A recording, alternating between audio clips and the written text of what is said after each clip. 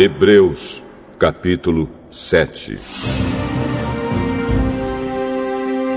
Esse Melquisedeque era rei da cidade de Salém e sacerdote do Deus Altíssimo. Quando Abraão estava voltando da batalha em que matou os reis, Melquisedeque foi ao encontro dele e o abençoou. Abraão lhe deu a 10ª parte de tudo que ele havia tomado dos inimigos na batalha. O nome de Melquisedeque quer dizer, primeiramente, Rei da Justiça. E porque ele era rei de Salém, o seu nome também quer dizer Rei da Paz. Não se conhece o pai, nem a mãe, nem qualquer antepassado de Melquisedeque. E também não se sabe nada sobre o seu nascimento ou sobre a sua morte. Por ser como filho de Deus, ele continua sacerdote para sempre. Vejam como Melquisedeque era grande. Abraão, o patriarca, lhe deu a 10ª parte de tudo que havia tomado dos inimigos na batalha.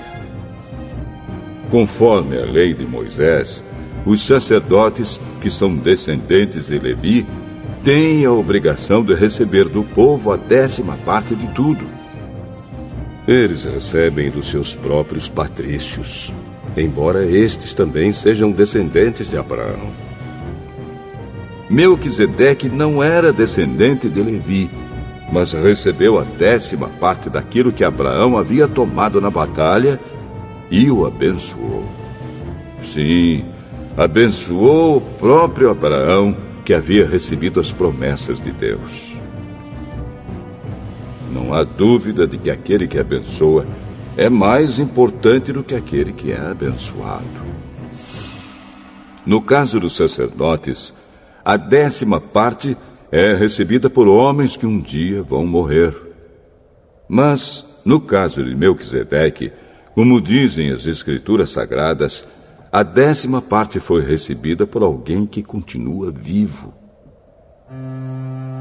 Portanto, quando Abraão pagou a 10ª parte, Levi, cujos descendentes recebem a 10ª parte, também pagou. Pois Levi não tinha nascido e, por assim dizer, ainda estava no corpo do seu antepassado Abraão quando este se encontrou com Melquisedeque.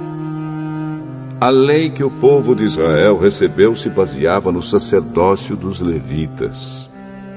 Ora, se o trabalho dos sacerdotes levitas tivesse sido perfeito, não haveria necessidade de aparecer outro tipo de sacerdote da ordem do sacerdócio de Melquisedeque e não da ordem de Arão. Pois quando se muda o sacerdócio, a lei também precisa ser mudada. E o nosso Senhor Jesus, a respeito de quem são ditas essas coisas, pertencia a outra tribo. E nenhum membro dessa tribo jamais serviu como sacerdote. É sabido que, por nascimento, Jesus, o nosso Senhor, pertencia à tribo de Judá. E Moisés não disse nada dessa tribo quando falou a respeito de sacerdotes.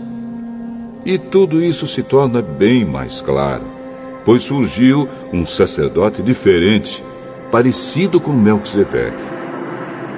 Ele não foi feito sacerdote pelas leis ou regras humanas, porém se tornou sacerdote por meio do poder de uma vida que não tem fim. Porque as Escrituras Sagradas dizem: você será sacerdote para sempre, na ordem do sacerdócio de Melquisedeque. Assim a regra antiga foi anulada porque era fraca e inútil, pois a lei não podia aperfeiçoar nada. Mas agora, Deus nos deu uma esperança melhor, por meio da qual chegamos perto dele.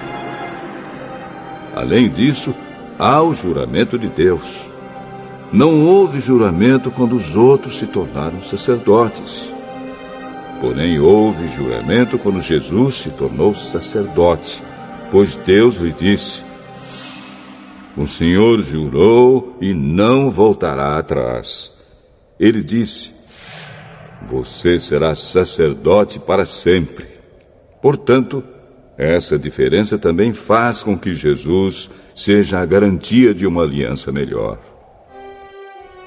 Há ainda outra diferença. Os outros sacerdotes foram muitos porque morriam e não podiam continuar o seu trabalho. Mas Jesus vive para sempre e o seu sacerdócio não passa para ninguém.